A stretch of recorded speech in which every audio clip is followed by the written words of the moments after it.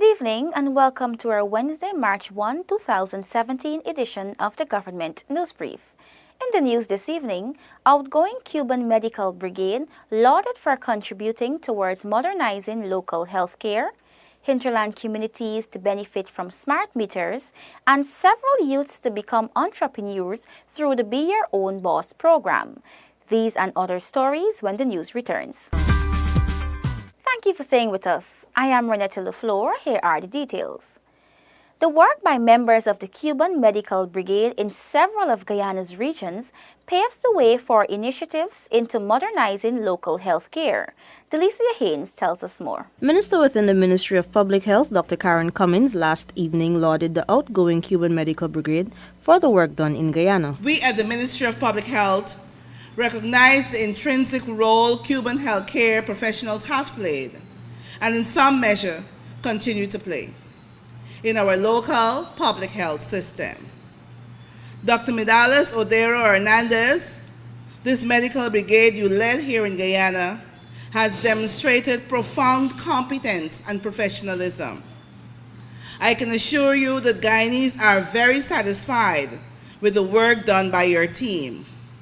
Together you have worked to save many Guyanese lives, and therefore what you have done is priceless. The minister further outlines that Guyanese have been benefiting from the services of the Cuban medical professionals since 1978. One dentist who worked in the local health sector highlights her work done in Guyana. I worked for 3 years ago in Leonora Cottage Hospital. I get plenty experience there, and I did plenty things for the people around surgery, of the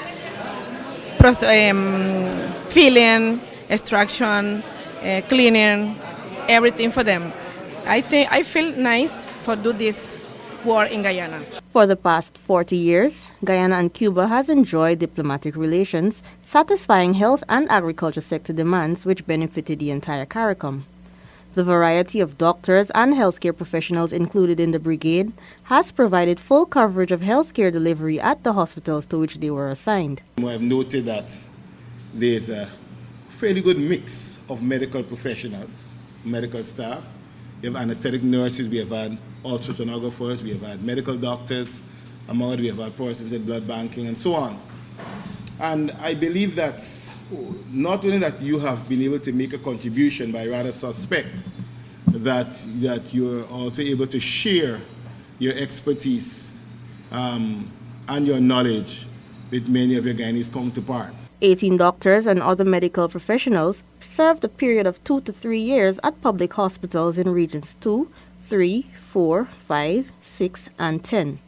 For the Government News Brief, Delicia Haynes. Hinterland residents are to benefit from the Smart Meter project as part of efforts to encourage conservation and electricity loss reduction. Details in this Neola Damon story. Lot A of Component 3 of the Guyana Power and Light Incorporated Power Utility Upgrade Program, PUUP, is set to begin shortly.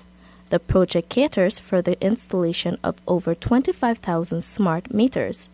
Chief Executive Officer, Hinterland Electrification Company Incorporated, Horace Williams, explains that hinterland communities are being included and smart meters will be tested via the Letem Power Company.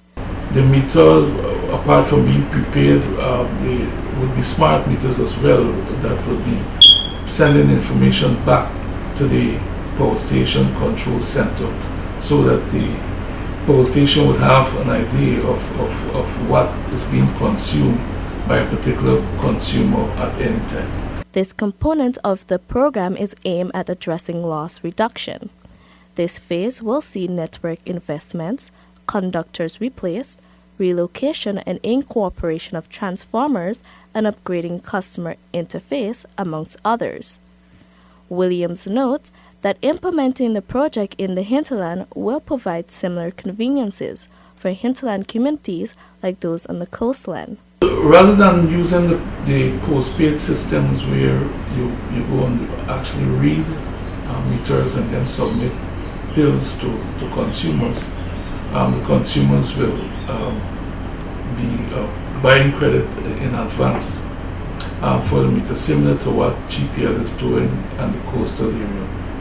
The HECICO points out that the project following its pilot in Latem will then move on to other hinterland communities after the necessary adjustments are made. And any kind of technical hiccups or anything, we will have the opportunity to learn from this project so that we could actually make adjustments for the other communities when we introduce the smart meters. Lot A of Component 3 of the PUUP is a $64 million US Interland American Development Bank IDB and European Union funded program. It is aimed at improving the supply and quality of electricity across Guyana. Neola Damon for Government News Brief. 21 youths within the next week will become entrepreneurs through the Be Your Own Boss program.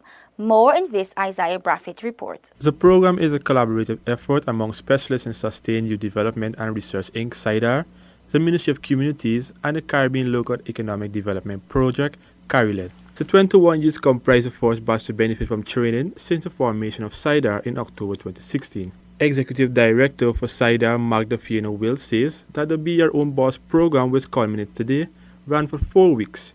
Youths were selected from East Coast of Demerara, Soosdijk, Georgetown, and Moko. We started off with 22 youths, and after the business plan presentations, we ended with 21 youths being able to benefit from the kits, the grants, to actually start their businesses. So today we're going to be completing purchases, and within a week we should see 21 persons actually at their business points, starting everything. Wills explains that each youth will receive a grant of $130,000 to start a business. Poultry rearing, graphic designs, and barbering are among the business types to be pursued. There are youth who would have gone into whether hairdressing, pig rearing, poultry rearing. There's a youth who's starting a fish shop and hangout bar. Another who's very good at juice making. In her words, she said that every time she would make juice for her son, everybody else wants within the family. She's very good at really at getting that perfect blend of juices. And so she's decided to go into that business, because during the training, one of the things we say to them is that for you to really be successful at any business, you got to really want to do it. Will says that ever since its establishment, SIDAR has been focusing on youth development through entrepreneurship. Isaiah Braffett, Government News Brief. With the launch of 4G LTE Internet in Good Hope, Essequibo Coast, residents can now develop their entrepreneurial skills. Find out how from Gabriela Patram. Minister of Public Telecommunications Catherine Hughes at the launch expressed happiness that her ministry and GTT has delivered on the promise to provide faster internet connectivity to Essequibians. She notes that with a long overdue, but finally Essequibo is now full of new possibilities. Minister Hughes encourages residents to develop their entrepreneurial skills, which she notes will not only benefit Essequibo, but the country as well. If we use new technology, we call it ICTs, Information Communication Technology. That's the computer, that's the telephone, that's mobile phones. If we can use that and the internet, the sky is the limit. And as I was saying just a few hours ago at the launch in Anna Regina, the beauty about the world today is that once you have the technology, once you can access the internet, it doesn't matter where you are. You could be in Guyana, you could be in Timbuktu. You have the same opportunities that somebody in the USA, in London, in Trinidad, in Barbados has, in terms of using the technology to make yourself and your family better. Minister Hughes told attendees at the launch that the government was very aware that Guyana was lagging far behind its Caribbean neighbors and much further behind the developed countries in terms of its inability to provide better internet connectivity. Do you see how blessed you are? Do you see the opportunities you have? And I want you to use those opportunities. I want to know that this internet hub is full with you, creating your own things. I'm sure there's some graphic designers in here who will create flyers and could send it to somebody. You could be creating a website. The sky is the limit. Additionally, Presidential Advisor on E-Government Floyd Levi encourages those gathered to utilize the ICT hub and enhance their computer skills. Transformation, I think, is the right word that describes what has taken place here at Good Hope. I can recall, this is my first visit to Good Hope, that I actually visited virtually, as we like to say. I can recall having a Skype call with the team when they first came and identified this location as a potential site for a hub. And you know, when you're doing a Skype call, for those of you who do that online, you get a chance to see the background in which the person is operating. So that time, when we were doing it, it was a big screen. I can't recall where it was. I wasn't here in person, but I had a visual, a sense of what the environment was. So from that visual and that understanding that I got from that Skype call to what it is that we'd have been interacting with on the Escribo course. And I must say, without a doubt, and this is not, trying to tell anybody here that we are pleased, but without a doubt, this has been the best location that we have visited for the day. Referencing GTT's input, Minister Yu poised that the nation will only move forward if the private sector continues to invest in the economy. For the Government News Brief, Gabriela Batram. The Institute of Applied Science and Technology, IAST, is set to launch an innovative initiative to help the public in reducing the impact of their activities on the environment. Details from Zanil Williams. The Green Shack is a building powered by green energy which will be showcasing IAST's projects and products. Persons will be enlightened as to how they can get involved in the process of ensuring a sustainable future for Guyana. The director of IAST, Dr. Suresh Narain, says that the institute will soon open a Green Shack at the University of Guyana campus Turkine. The Green Shack is a small building on our campus which is an innovation showcase.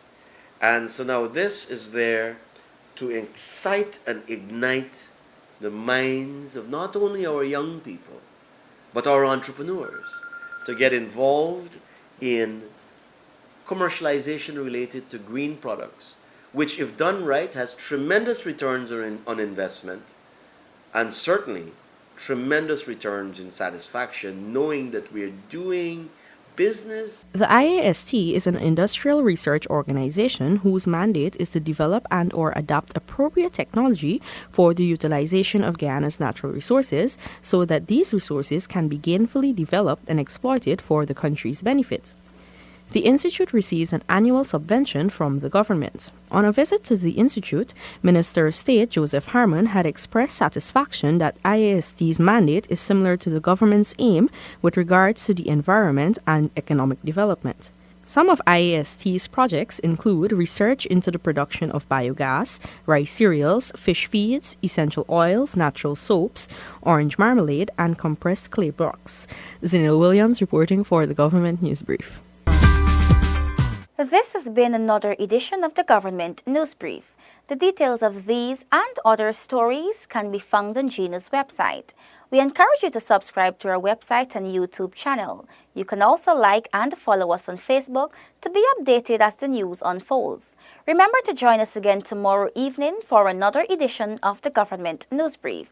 I am Renette Lafleur. Have a great night.